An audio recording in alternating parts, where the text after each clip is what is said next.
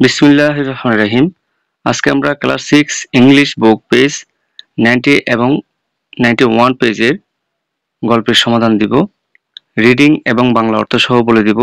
গুরুত্বপূর্ণ ওয়ার্ডগুলো চ্যাপ্টার 12 গুরুত্বপূর্ণ ওয়ার্ডগুলো অর্থ বলে দিব। তো এই গল্পের নাম হচ্ছে যে মেদার্স ড্রিমস। নাম হচ্ছে মেধা, মেয়েটির নাম মেধা। মেধাকে নিয়ে একটি গল্প রয়েছে, মেধার স্বপ্ন। এখানে দেখো, আমরা গল্পে চলে যাচ্ছি। এই সমাধানটি আমরা গত ক্লাসে দিয়েছি। এখন আমরা শুধু গল্পটা পড়ব। রিডিং দ্য স্টোরি অর্থাৎ গল্প পড়তে শুদ্ধ উচ্চারণ এবং বাংলা অর্থ বলে দিব।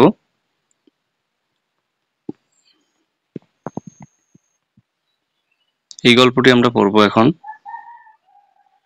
আজকে শুধু গল্পটি পড়ব আর বাংলা অর্থ বলে দিব। চলো আমরা বাংলা অর্থ সহ গল্পটি পড়ে নেই। এখানে মেধাস ড্রিম বাংলা অর্থ সহ দেওয়া আছে, আমরা এখন পড়ে নেব। গুরুত্বপূর্ণ ওয়ার্ডগুলো আমরা শব্দ অর্থগুলো বলে দিব। এখানে দেখো, হাই আই এম মেধা, আমি হই মেধা। হাই, আমি মেধা। তারপর দেখো টুডে, আজ। তারপর দেখো I found one of my notebook I used for writing when I was in class 1. এখানে বলা হয়েছে যে আজ আমি আমার একটি নোটবুক পেয়েছি যা আমি যখন প্রথম শ্রেণীতে ছিলাম তখন লেখার জন্য ব্যবহার করতাম। But the funny part is I can't even understand what I wrote. কিন্তু মজার বিষয় হলো আমি কি লিখলাম তাও বুঝতে পারছি না। তারপর আমরা পরের লাইনগুলোতে চলে যাচ্ছি। এখানে দেখো, at that time I was learning to write. I could not hold the pencil properly. I could not even draw a straight line. তখন আমি লিখতে শিখছিলাম, পেন্সিলটা ঠিক মতো ধরতে পারিনি, আমি একটি সরল রেখাও রাখতে পারিনি। It reminded me of my childhood. I just loved to make doodle on my notebook and that wall of my room at that time. এটা আমার শৈশবের কথা মনে করে দিল। আমি তখন শুধু আমার নোটবুক এবং আমার রুমের দেয়ালে ডুডল বানাতে পছন্দ করতাম।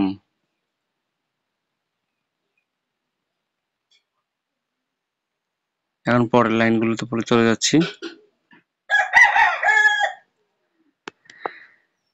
এখানে দেখো, my friends and teachers worked hard to teach me handwriting.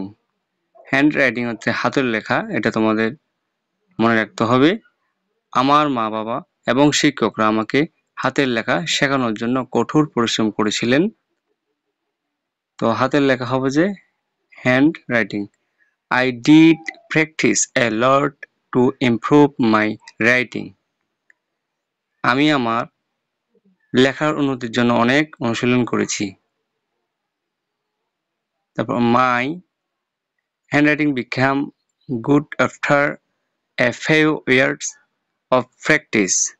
কয়েক বছর অনুশীলনের পর আমার হাতের লেখা ভালো হয়ে গেছে। এখন আমরা পরের লাইনে চলে যাচ্ছি।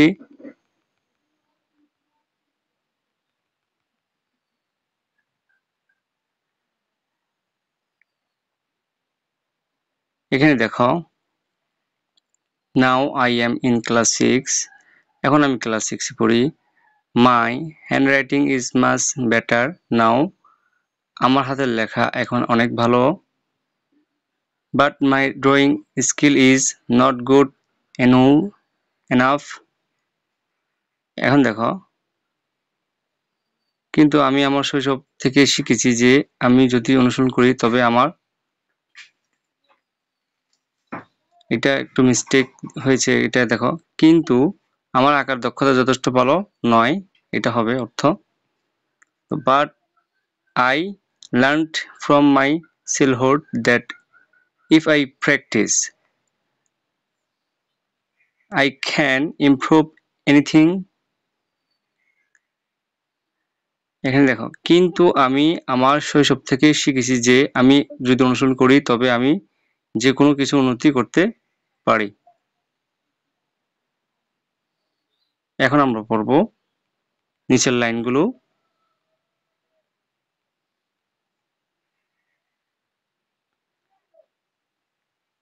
এখান থেকে পড়ব। Now I am practice drawing a lot. এখন আমি ছবি আঁকার অনেক অনুসরণ করেছি। এখানে my drawing teacher encouraged me to draw more. আমার অঙ্কন শিক্ষক আমাকে আরো আঁকতে উৎসাহিত করেন। My drawing skill is becoming better day by day. I want to become an artist. এখানে শব্দার্থ, একটা গুরুত্বপূর্ণ শব্দের অর্থ আছে, সেটা হচ্ছে যে ডে বাই ডে অর্থাৎ দিন দিন। হ্যাঁ, এটা তোমাদের বুঝতে হবে। আমার আঁকার দক্ষতা দিন দিন উন্নত হচ্ছে, আমি শিল্পী হতে চাই। এই যে I want to become an artist, মানে শিল্পী হতে চাই, সেটা বলা হয়েছে। এখন আমরা নিচের গুলো পড়ব।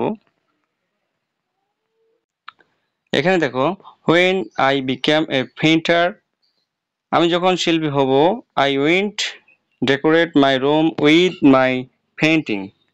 আমি আমার ছবি দিয়ে আমার ঘর সাজাবো। I am also fond of doing sketch.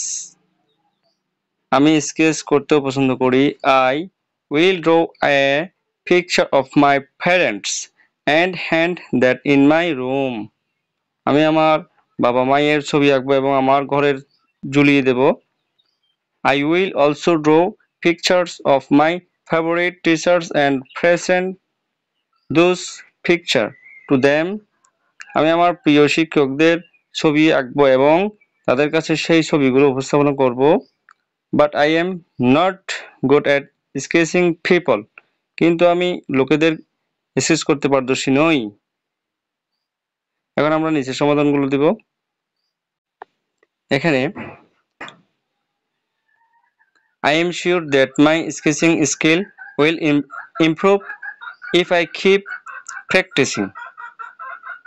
আমি আমার নিশ্চিত যে আমি অনুশীলন চালিয়ে গেলে আমার স্কেচিং দক্ষতা উন্নত হবে।